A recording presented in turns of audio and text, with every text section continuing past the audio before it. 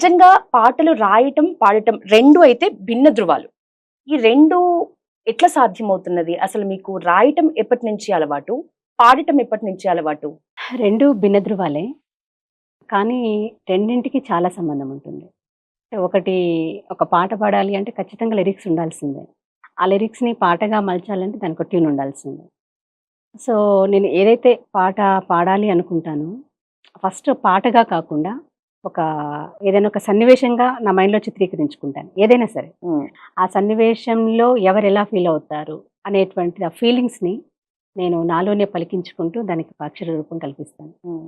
అక్షర రూపం కల్పించిన తర్వాత, ఆ తర్వాత పాటగా ఎలా అయితే బావుంటుంది అని ఆ సిట్యుయేషన్ ఒకవేళ ఇన్ కేస్ అది హ్యాపీ సిట్యుయేషన్ అనుకోండి, లేదా ఉద్యమమైనటువంటి సిట్యుయేషన్ అనుకోండి.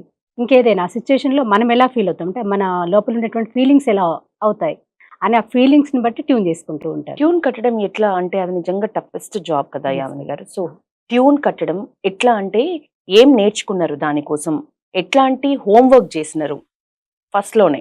అంటే వాస్తవానికి ట్యూన్ కట్టాలి అనంటే కనీసం కొంతైనా సంగీత పరిజ్ఞానం అయితే అవసరం. అంటే నేర్చుకున్నారా మీరు?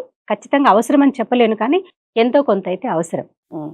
సో, ఎందుకంటే ఇప్పుడు చెప్పాను సన్నివేశంలో బాధాకరమైన సిట్యుయేషన్ ఉంటే దానికి కట్టేటువంటి ట్యూన్ ఒక విధంగా ఉంటుంది. సో, హ్యాపీ అంటే దానికొక రకమైన ట్యూన్ అవును. ఉంటుంది.